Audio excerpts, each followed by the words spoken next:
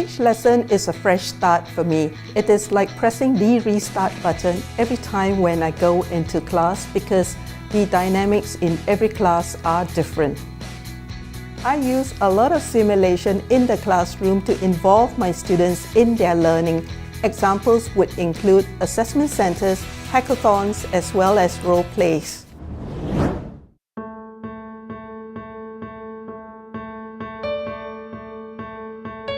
I believe passion is the key ingredient for student success.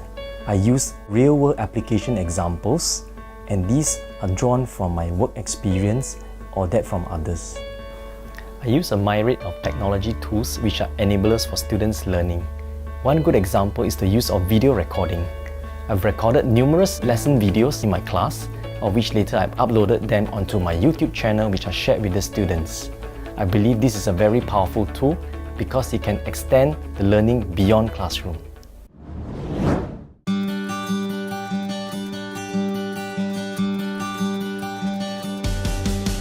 The project is about how CMC has developed project-based learning as its key teaching and learning approach.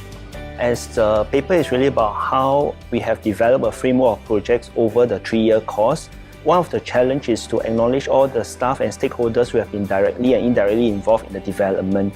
There were full-time and associate lecturers who have led in the implementation of the projects. We are also very thankful to the admin staff and the industry partners who have helped us along the way.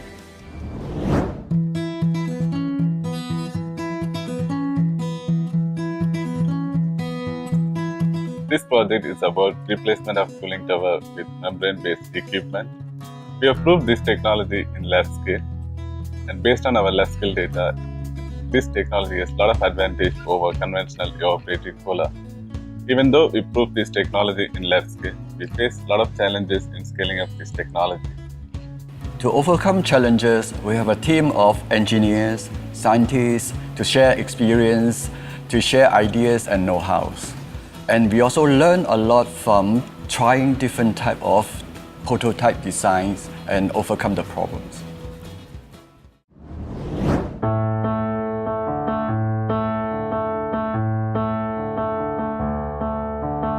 The Cross-Cultural Symposium is an annual event organized to promote social cohesion and racial harmony.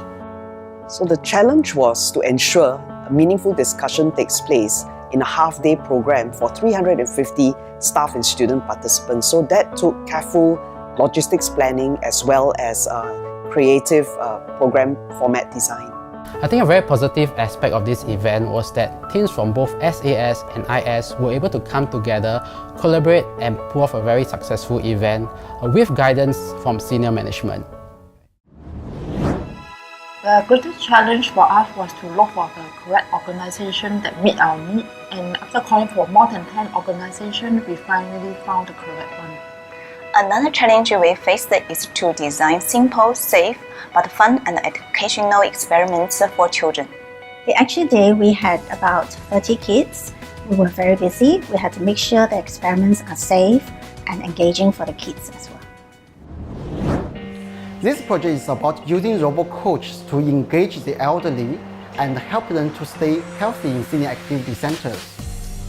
The biggest challenge we encounter is how to synergize efforts from different team members who were contributing to the project from different aspects.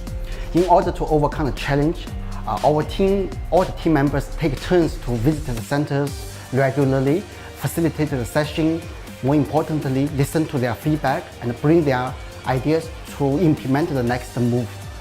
We hope to bring the best of robot coach experience to the senior citizens.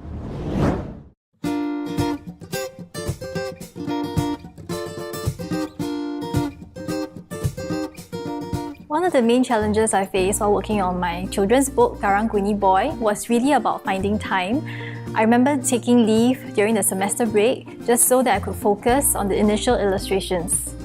But I really believed in this project, and that was what pulled me through. That and of course my truly awesome hubby, who doubled up as my backup photographer while I staged the initial mock-ups of the 3D illustrations. The YEP trip was YEP Cambodia. We went to a village called Barai, and that village is a 2.5-hour drive from Phnom Penh. It is a rather poor village, and the hospital there is in a rather dilapidated state. My biggest challenge was teaching resilience to the students. Prior to going on the trip, I made it very clear to them that their day would begin at 5 a.m. in the morning and it would end around 10 p.m. at night. And because of the minimalistic packing list, they also had to do their own washing. And when they wake up at 5 a.m. in the morning, they're expected to bathe in well water, which can be rather cold. So hopefully through these activities, they have learned resilience. Started in 1980, our table tennis team remained as one of the most resilient and bonded interest group in Ngee Ann Poly. We have active members across 15 departments, ranges from directory members to staff officers. Over the 30 years of history, 7 of our colleagues have stepped out to assume the captain role, to organize activities, recruit members, and groom successors. Special thanks for providing me this opportunity to represent Ngee Ann Polytechnic in the recent table tennis public service tournament, even though I'm a new player.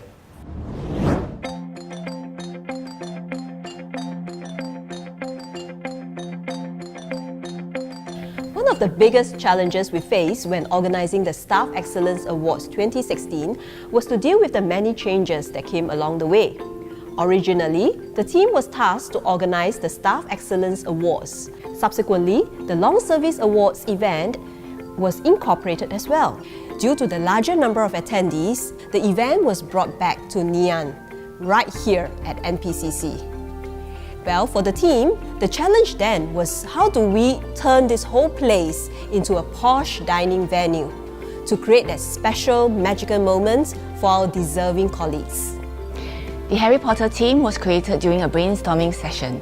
All of us had to watch Harry Potter in order to visualize the setting to create the ambience that we want our guests to experience. Without knowing, we created magic, forged new friendship, and achieved a cost saving of $71,000. We're able to do all this because we had a very wonderful team and also a supportive advisor. Okay, the project is about getting the wireless microphone system up and running with the latest technology, as well as to cut work for our colleagues who are managing the system, because there's a lot of movement and we try to save time and also cost for everybody. To install the smart card system so that all the staff can be used, and also reduce the mics from 350 to 29 mics. Easy to maintain using the rechargeable batteries in the stations.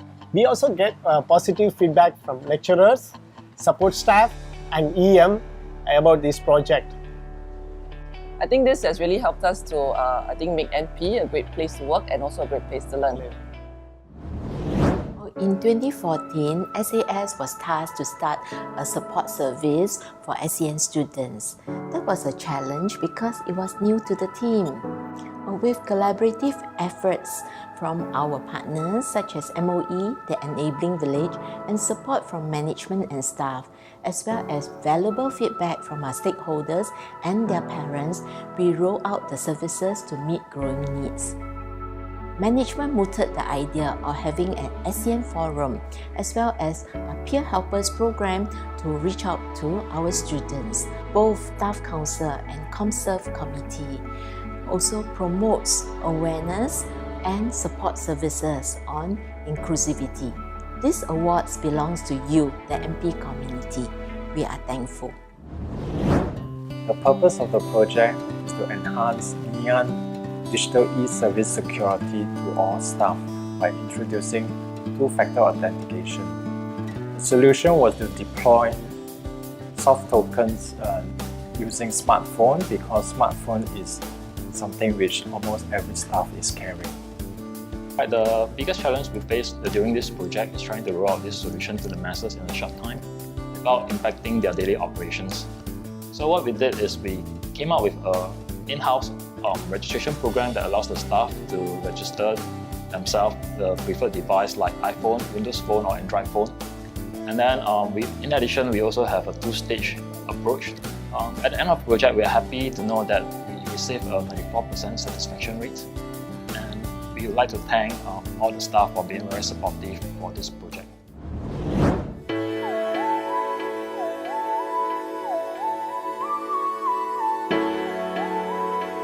Education and career guidance is about equipping students with the necessary skills, knowledge and values to make informed decisions. OIC has been very fortunate to have the opportunity to plan exciting activities, career talks and events to better support the ECG needs of both students and staff at MP. As with any new initiative, it's really about engagement for alignment.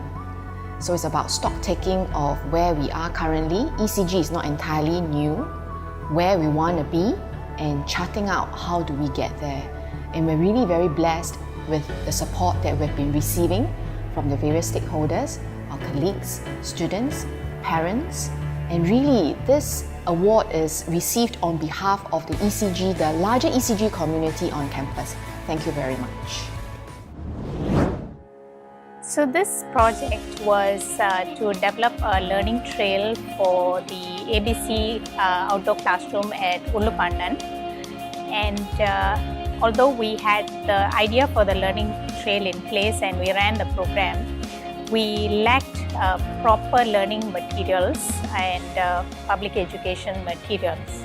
Children's of Makers Academy gave the students a 2-hour training in basic Adobe Illustrator skills and supported the students throughout the project. And all the groups in the class actually came up with their portion of the booklet. And what amazes me is our students' ability to pick up new skills that are way different from the area of training and to apply it so easily without any concerns. I'm really proud of them.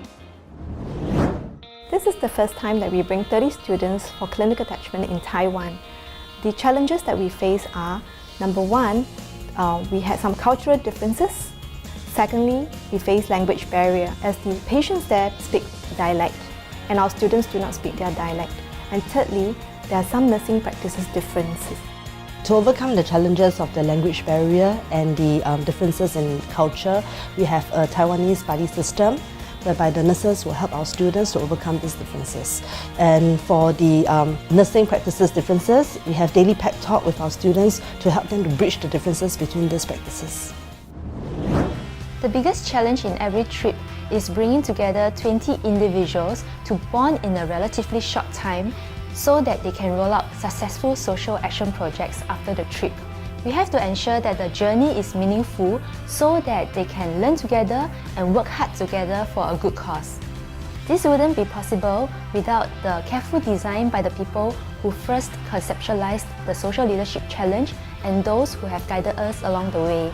Most importantly, we also have a good process to select the right students who are genuinely interested in making a positive difference in the community. These students are the ones who truly make the Social Leadership Challenge special. As a lecturer, I often encounter needy students in Ngee Ann who come from financially challenged backgrounds. To make ends meet, these students often work part-time and this interferes with their school and CCA commitments. To break this poverty cycle, the School of Business and Accountancy partnered a private foundation called Akaraka to sponsor these needy students with financial aid as well as mentoring opportunities with industry practitioners. This year, we are sponsoring 20 needy students with an amount of $50,000. 2 of our sponsored students who just graduated this year have gone on to NTU and NUS Business School to pursue their further studies. We hope to lay a firm foundation of big-heartedness among these recipients so that they will give back to Ngee Ann and the community when they become successful in the future.